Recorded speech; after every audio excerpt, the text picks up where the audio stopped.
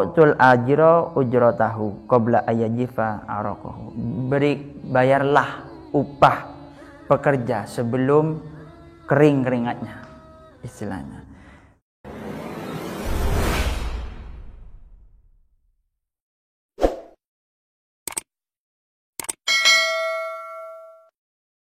Assalamualaikum warahmatullahi wabarakatuh. Alhamdulillahirabbil alamin. Wassalatu wassalamu ala asyrafil anbiya wal mursalin wa ala alihi wa sahbihi ajmain. Baik, pada pertemuan kali ini ada orang bertanya kepada saya, Gus, dia alumni juga, alumni Al-Qadiri, tapi sekarang menetap tinggal di Bali. Gus, saya sudah bekerja dengan gini, tapi boleh nggak saya mogok, istilahnya mogok kerja. Kenapa saya tanyakan? Ya karena saya sudah bekerja gini dan sudah selesai, tapi gaji saya nggak dibayar, Gus, gitu. Gaji saya nggak dibayar, upah lah kalau bahasanya, ijroh. Baik, ini akan saya kutip dari sebuah makalah ba'dul ulama. Dominallahu laka rizqa wa la yadmanu lakal ibadah. Utlubur rizqa wa la yatrukul ibadah. Allah telah menjamin rezekimu, tetapi tidak menjamin diterimanya amal ibadahmu. Tentu carilah, boleh engkau mencari rezeki, tetapi jangan sampai engkau pernah meninggalkan ibadah kepada yang menciptakan engkau, Allahu Rabbi. Sekilas kalau dari perkataan tersebut boleh bekerja. Bahkan ada sebuah hadis di sini disebutkan, kataballahu maqadirul khalaiqi qabla ay yakhluqus samawati wal ardi bi khamsina alfasanatin. Ini Allah telah mencatat takdir setiap makhluk sebelum 50.000 tahun sebelum penciptaan langit dan bumi. Jadi kita ini sebelum diciptakannya langit dan bumi oleh Allah sudah ditentukan takdir-takdirnya manusia ini. Itu diriwayatkan dari hadis riwayat Muslim nomor 2653 dari Abdullah bin Umar. Kemudian ada hadis lain, inna awwalu ma khalaqallahu al-qalam faqala aktub faqala maktub faqala uktubul qadra ma kana wa ma huwa kabna ilal abadi. Sesungguhnya awal yang Allah ciptakan setelah arsy, air dan angin dengan kolam atau pena. Kemudian Allah berfirman, tulislah, pena berkata, apa yang harus aku tulis ya Allah? Tulislah takdir sebagai kejadian dan yang terjadi selamanya. Ini juga hadis riwayat Tirmidzi nomor 2155.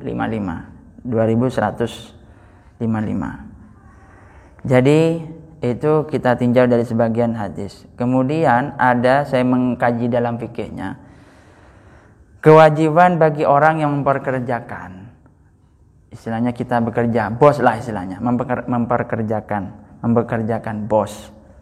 Pertama, membayar gaji pihak yang bekerja qabla ayyajifa irkuhu, sebelum keringatnya kering. Bahkan ini ada sebuah hadis juga, sanadnya dari Abu Hurairah dalam kitab Al-Hawi Al-Kabir juz 7. Utul ajro ujrotahu qabla ayajifa araqahu. Bayarlah upah pekerja sebelum kering keringatnya, istilahnya. Kedua, memberikan penjelasan mengenai bidang pekerjaan yang harus dilakukan oleh pekerja. Ini bagi bosnya, istilahnya wajib itu. Terus ijarah itu merupakan satu bagian dari akad jual beli, karena di dalam ijarah masing-masing pihak memiliki hak penguasaan atas lainnya. Kemudian itu ditinjau dari segi bos memperlakukan, istilahnya juragan lah, bos juragan memperlakukan terhadap pekerjanya. Yang sering terjadi dan ada kewajiban bagi karyawan yang dipekerjakan juga, satu, menjaga harta pihak juragannya selama bekerja atau selama ia terikat akan kontrak. Kedua, melaksanakan tugas sebagaimana ia disewa, digunakan, itu. Kemudian yang sering terjadi kita itu juragan tidak boleh melakukan pemutusan sepihak hubungan kerja kalau tidak ada kesepakatan. Itu jangan langsung asal-asal muasal main pecat dan lain sebagainya.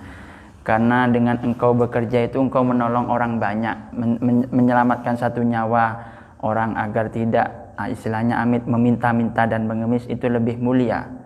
Itu.